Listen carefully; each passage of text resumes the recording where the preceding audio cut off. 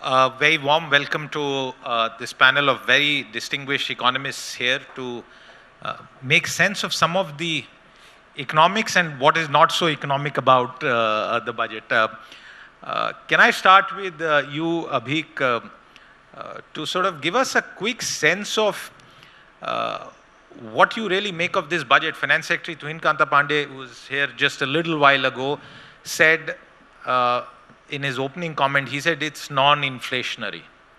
Now, I wonder how that squares up with the 1 lakh tax rebate, 1 lakh crore tax rebate, and this debate that is open on whether it will boost consumption or will some of it also go into savings. So I want you to begin and put your thoughts on this question. I think it might be moderately inflationary for some consumer products, but I think the way economists tend to look at fiscal expansion is to look at the whole shebang. And if you actually see a reduction in the fiscal deficit, it's not fiscal expansion, but fiscal contraction. If you want a sort of a common sense interpretation of that, you see a bunch of people saying, this is not enough, you haven't done enough for, you haven't taken adequate measures for the lower tiers of the population, you've kind of frozen your capital expenditures, so you are infusing a concentrated amount of demand into the system through these tax cuts. But on the other hand, you've kind of been very, very careful, actually pulled back. And if you look at revenue expenditures, which is it's just grown by about 6.6% on a nominal GDP growth of 10.1%. So I think, yes, I think the poor FMCG companies are tired of waiting for some demand uptick. Perhaps you will see an increase in margins there and consequent inflation, but I don't think it's sort of broadly inflationary in any sense of the word. Rumki, on that very same point, and to add to that, your own estimate of any possible growth uptick, there's a number that we've spoken about from a Deloitte context, add to those thoughts. Sure, thanks, Siddharth. One, inflation so far has been a supply side problem. Demand has actually remained muted, and right now we need the demand to spur growth, because given the uncertainties that we are seeing right now, domestic demand is our best bet. So for that, we need to ensure that consumer demand and investment demand picks up, and that's exactly what the budget has tried to address. Push the consumer demand, that will give signal to the private investors, and that will result in more sustainable investment from the private side. Now, talking about growth, yes, the total boost that they have given will probably add to a very small fraction of GDP. But what we are missing is the multiplier effect. Because consumers will spend, it will result in more investments, and again, it will again result in more employment creation, and this is what we need right now. That virtuous cycle will kick in. And that's exactly what the budget has tried to do. Dhiraj, will that virtuous cycle kick in? And I'm asking you this as the chief economist of a very large industrial conglomerate, but in 2019, out of budget, September 2019, massive sort of tax cut when it came to corporation tax. That didn't really pan out the way the policymakers had hoped for. Is there anything different this time that this massive tax rebate on the personal income tax side, and mind you, this is only for salaried individuals, will that pan out better? I think so, because, at the end of the day, even if you cut corporate tax rate, investors will respond if there is demand, right, either internal or external.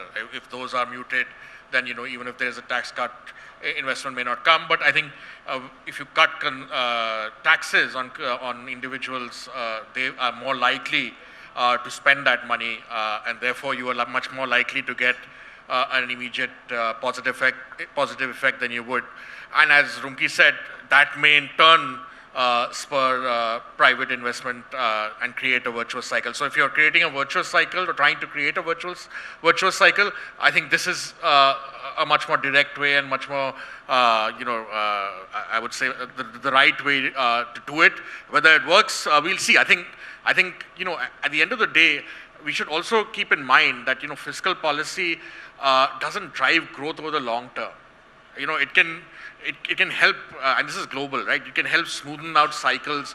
So if there's a downturn, it can, help turn it around. So we are having a downturn, help turn it around. But fiscal policy by itself, and government is not large enough part of the economy to drive the entire growth story by itself. So I think we should keep that in mind. The growth, ultimately, this will spur it, but there are other things which we can talk about later, which are needed to put us on a trajectory of, say, 7 to 8%. Just a fiscal stimulus, whether in terms of reduced taxes or extra spending, is not going to do it.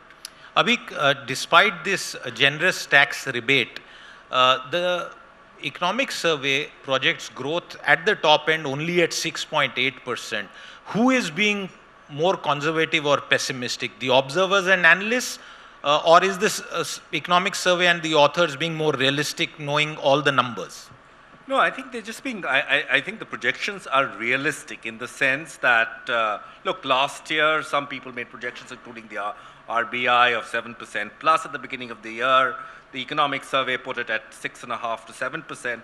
So I think this government, and to its credit, is conservative. It doesn't want us to talk up the economy too much. So you might want to look at the counterfactual. What would have happened if they haven't given the stimulus? Because, let's just sort of go back to a popular narrative that was emerging, that rural demand had been weak for a while, just about picking up, but the problem had spread to the urban areas.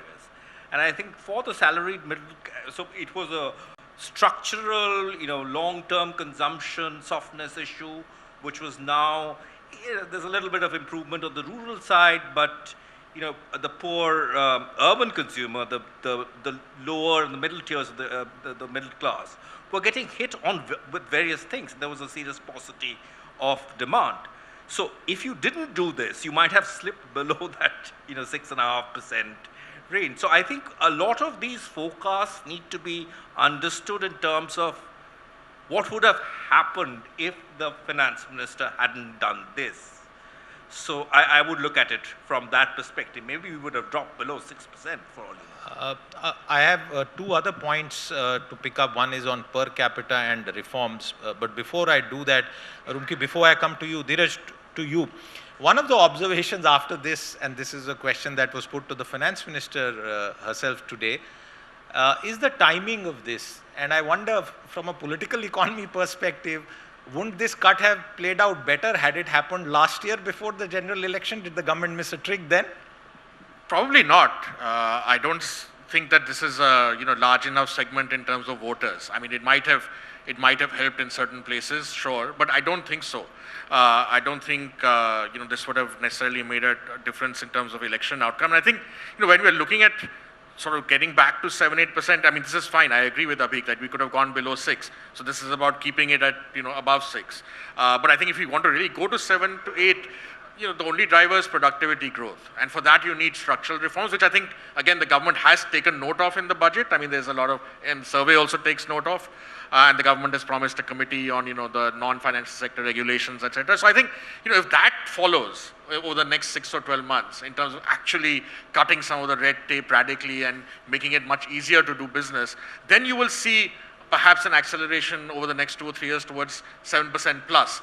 Otherwise, we could see over the last few quarters that consumption was muted, so it was going down. So if this intervention hadn't taken place, we would have probably slipped further. But to accelerate to another trajectory, I think we need more. Rumki, not in terms of fiscal policy, but in terms of structural reform. Rumki, on this point about structural reforms, this report of the high-powered committee, once it is set up, will take a year. Implementation may take more time. There are many reports in the past which even Abheek will recall, which had made a lot of suggestions with regard to deregulation, further reform, reducing Mai Baap Sarkar. Do you think, as and when it happens, it will be a fillip to our economy? Absolutely. And I think the government acknowledges that we need to reduce the government, and so I think even the finance minister did mention about that we are trying our best to make sure that the processes are streamlined, that the compliances are reduced. Quite a few measures have been taken earlier, being doubled down on that as well.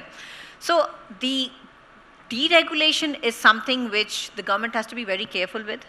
They are opening up sectors. They are, if you look at the way they are attracting FDIs, some of the measures that the government has announced this time, to make sure that there is more capital inflows. They're extending the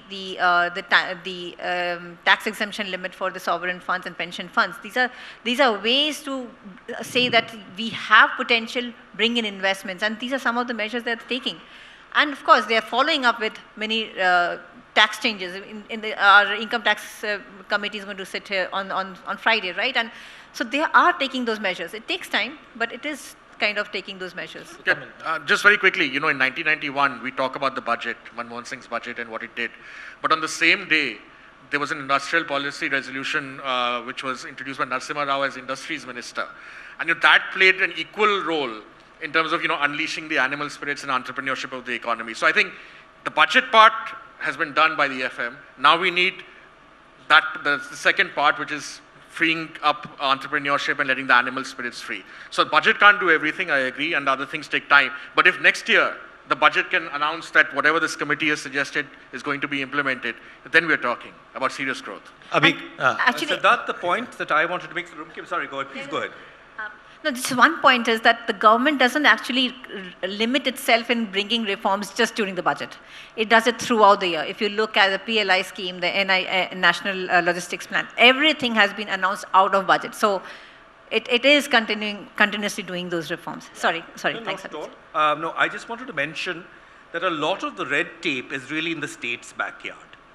And if you want to kind of spook yourself as a potential investor or a businessman, just read the horror stories in the economic survey of the kind of regulations that states impose.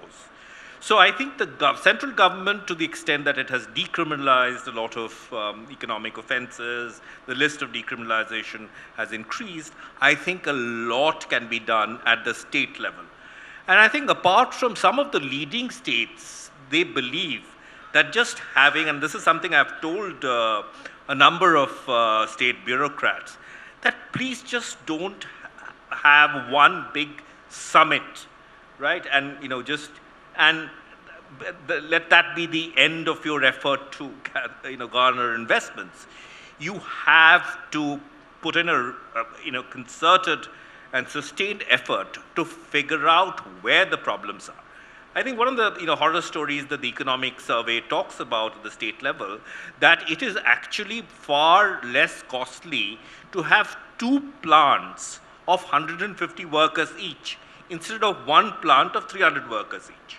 Right. So you're missing out on very critical economies of scale, but that's because of regulation. I mean, these things are very, very detrimental to investments, and these unfortunately lie. The Mai Baap Sarkar really exists at the state level, and those the states who have been proactive on this have gained, and consequently there's been a lot of concentration.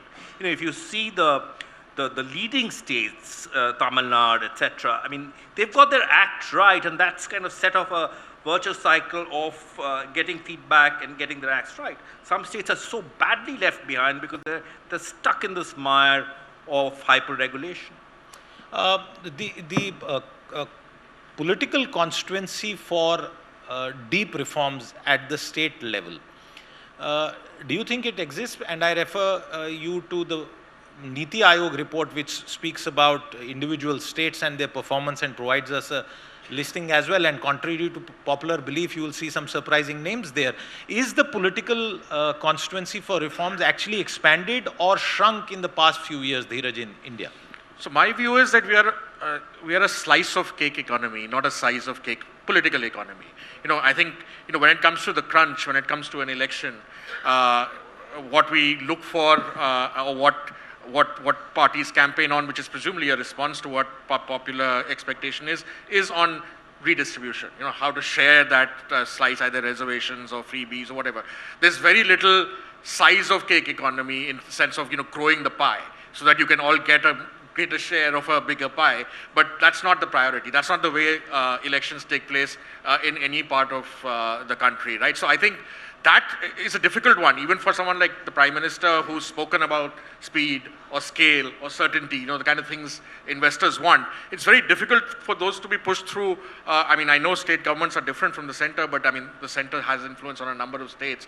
So it could be done, but I think the dominant political economy of this country still remains redistributionist, not growth-oriented. And I think that's why we don't get the kind of speedy structural reforms that are required. Because, who's interested? There may be some vested interests in terms of, people who want more regulations or, more inspections and so on. But if you look at what fundamentally a politician is expected to deliver over the longer term is jobs, right? Beyond redistribution. But somehow that still comes after redistribution. But if somehow we can get jobs, look at it the reverse way. Instead of talking about growth, if the political economy can agitate much more about jobs, because jobs will only come through growth. Jobs don't come through freebies. Freebies can make you less poor, but freebies never make anyone rich. So you can only become rich with growth, you can only become rich with jobs. So if we can somehow, instead of freebies or redistribution, get jobs out in front, that will force, I think, the political economy and all politicians to look at investment, growth, entrepreneurship. That's the change we need. I don't see it happening currently, and I don't think you can blame a politician or a government or a party for this. That's just the way our political economy is. Before I go to Abheek, Rumki, you were talking about the new employment generation scheme and how there's been a very generous allocation. Budget to budget, BE to BE, it's doubled.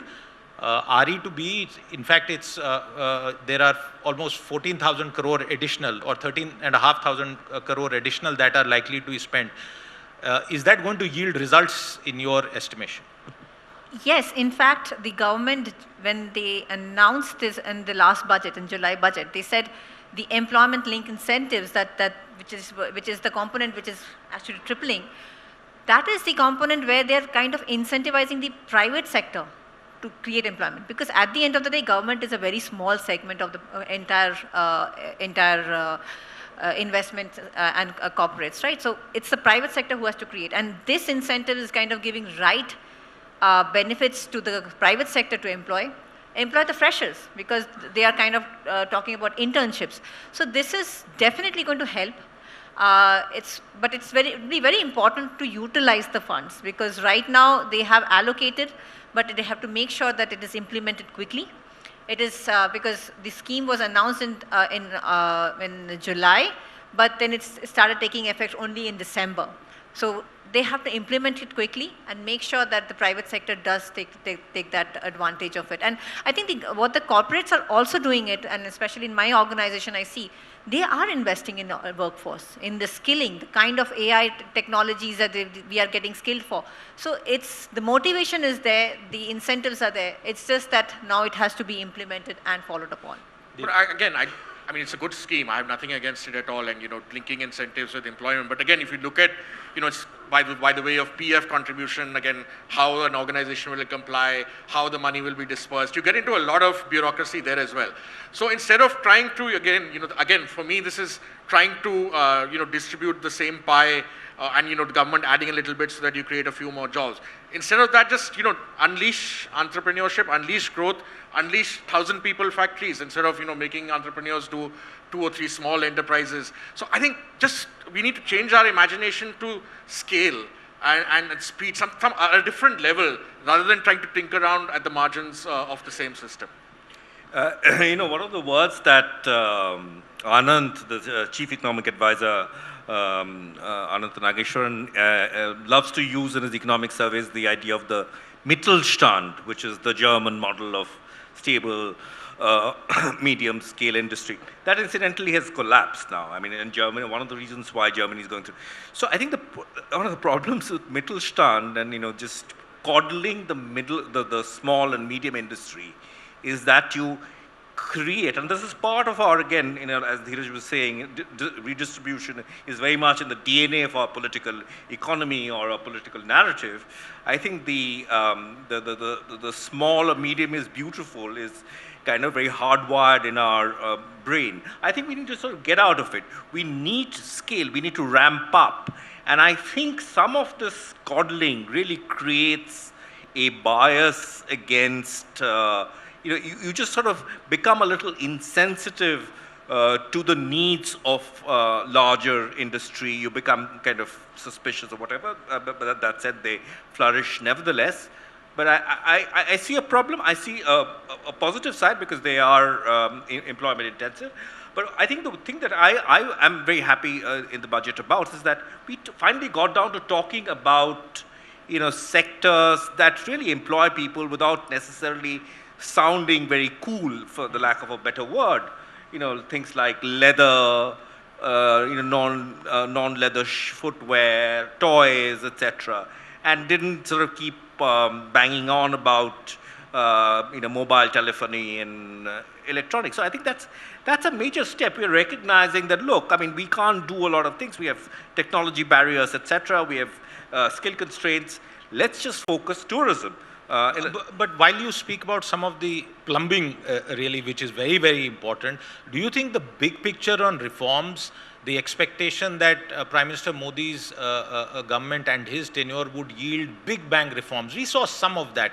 Disinvestment, for example, is now middling on the way.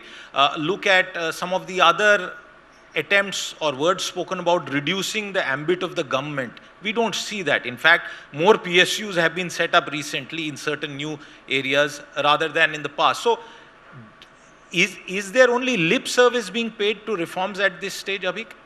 Well, in certain instances, yes. But I think the thing about the next generation of reforms is that it's really the stuff about plumbing, the deregulation, getting down to the nitty-gritty of what's holding back a businessman from putting up a plant. And these are very, very complex, and very micro issues. And these are just as important as reducing tariffs or, getting rid of the of public presence in industry. I think, people like Rumki and Dhiraj would be able to comment further on this, but I think that's just as important. And I think a lot is I think we're recognizing it as just as big a barrier as the presence of, the public sector in certain sectors. Dhiraj, is there any other economy that you can sort of quickly think of which has the same amount of compliances that businesses in India have of different sizes, large conglomerates to even small companies? Not any economy which is, successful. Let's put it that way, or it just transitioned into. We've come a long way, obviously, from where we were, in the past. And let me give the government its credit. Its macros have been fairly good. I mean, they've been responsible about the fiscal deficit. They didn't, oversplurge during COVID. They've got a lot of things right. But I think beyond the macro, as Abheek said, there is the micro. It's boring stuff. Agree. I mean, it's much more interesting to talk about AI and DeepSeek coming out of India. But, China's coming out of the DeepSeek now because it was able to sell leather shoes and clothes and T-shirts and footballs and toys to the world. That's how they got to where they've got and are now in a position to do DeepSeek and lead in EVs and so on. So I don't think there's any shortcut. Unfortunately, that plumbing, sometimes we say that we are service-driven, doesn't depend so much on the micro plumbing. But as we've seen, service-driven economy gives us decent growth, but it doesn't give us services-driven economy where services inclusion in GST has raised the service tax rate very substantially. I find that very, quite a contradiction. And even in services, if you look at our global share, it's not high. I mean, China's is higher than us even in services. But I think it's boring. It's tedious. There are a lot of vested interests. But I think there's no other way if you want rapid growth and you want quality employment. And I think the good thing about the slowdown is that at least it gives us all that space to think about these things, because when things are growing at 7 or 8%, you don't really think about the negatives, right? So at least the advantage we have now is that we are thinking about these things, the government is talking about these things, and if we can actually progress with some of these things over the next 6 or 12 months, and I think we need to, because the global environment is getting worse, not better. Okay, I want to ask this panel a straightforward question. With all that has been done and is likely to pan out, because whatever is done now, it takes 12 to 18 months minimum. Is there any chance you feel, Abheek, and you spent 18 years alone in India's largest bank as the chief economist, of India's per capita income doubling? Because at the end of the day, whatever you do, ultimately you have to look at it in per capita terms. Do you feel the Viksit Bharat agenda of per capita is likely to be achieved at the current growth rate? It's a question of simple arithmetic. It will not be achieved at the current growth rate. As Dhiraj was pointing out, that you will be able to sustain the current growth rate with the stuff that you have going on and giving these counter-cyclical short-term supports like the tax cuts. But in the long term, and I think we've talked a lot about, productivity, the deregulation piece, you just have to have that in place. And ironically enough, today I think the poster boy for reforms is Argentina. Everyone's talking about the Argentinian model, because at one point I think the economist Rudy Dornbusch said that Argentina was such a mess that he said that there are good economies and there are bad economies, and there's Argentina. So Argentina was the basket case, and today it's sort of come back. So it's possible to get a lot of things done even if you've had a legacy of a lot of these hardwiring, as Dhiraj was mentioning, about redistribution, about Rumki. So when you say per capita income, you're basically talking about the GDP by the population. Now, that means the entire population has to benefit from the growth that we are seeing. This point was, in fact, responded to by the finance minister Exactly. herself. Yeah. And that's what the government is trying to do. It's giving support to the now states which are actually backward. Bihar has the highest population and second highest population maybe. And they do not have the growth benefits reaching out to them. So they need the helping hand, and that's the government trying to do. The budget proposed that the GCC should reach out to tier 2 cities. That's exactly, they are broad-basing the growth. And when you give opportunities in tier 2 cities, tier 3 cities, in small states, that's when you increase the income in the hands of the population, and that's when PCI really effectively becomes high. And I think that's the government is trying to do, and it's trying to address. Dhiraj, I want to ask you about risk factors, because you can't just talk about rosy stuff and not take into account risk factors. A significant tax rebate in the hands of people, pay commission award coming soon. We have seen even at past experience there is a significant impact, and more importantly, states are then compelled to follow. Given all of that, is there a risk to some of these fiscal projections? And if you add the element of a slowdown and that feeding into tax collections, is there a risk in your view? Yeah, I mean, there's always risks, but the only way you can reduce the risk is by ensuring higher growth. I mean, one way to balance your expenditure is to raise revenue, which is by taxing more or at higher rates, which is what we tend to do now in GST and so on. But the other way is to grow the economy faster. So with the same rates, you'll collect a larger revenue. And I think, let's not underestimate how difficult the task is to become a rich country. Very few countries have achieved it in the last 50 or 60 years. I mean, you can literally count them on one hand. But Dhiraj, is this a case of underestimation or estimation from a purely political lens? This was done at the time of the Delhi election. Delhi has the most significant number of middle-class voters in any state in India. Rather than do it last year when perhaps the benefits would have trickled down to now. No, I mean, there's always... ultimately, economic policy making is political, right? It's not, otherwise a lot of things might have happened by now because we know how other countries in the world have grown, right? So it's not like it's some secret or a rocket science. We know what has to be done, but the tough thing is how to get it done. And if politics helps at times, so if there's a conducive, if you're saying Delhi elections enabled this tax cut now, I'm happy about it, right? Because at least it'll give a boost to growth all over the country, not just Delhi. So I think, if certain elections or certain political junctures give you the opportunity to reform or to push a certain reform forward, then I think that's the best way to go, because ultimately you can't push things down people's throat. I mean, we found with the farm laws and other things, you can't always, do a top-down approach. But when a window of opportunity is there, which it was perhaps there, as you're saying, in the Delhi election, it's good that they've used it. Okay, closing comments from the panel. We have just a minute and a half. Rumki, Abheek, whoever wants to go first. Okay. Thank you. So I think economists are those good teachers, favorite teachers that every student has. They give away the question paper before, and if you have heard the questions properly and answer, you get full or full. We gave our expectations. We said middle class is being stressed. We have inflation. FDI is foreign investments flowing out. We have the employment situation, and I think the government has ticked all the boxes. So as an economist, I think we have done, the budget was good, and we are quite happy with the way they have approached it. Abheek, the final word to you. No, I just want to say that I'm very happy with the budget because as the middle class, we are curiously insensitive to our own woes and our interests.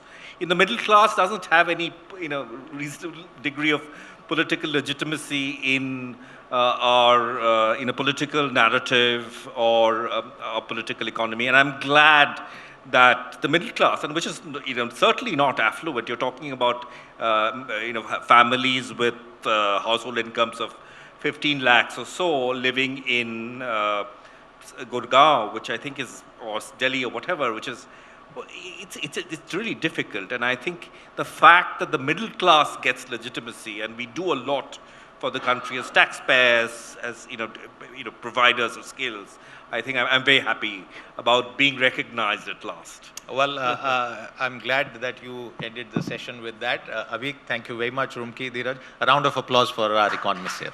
Thank you. Thank you.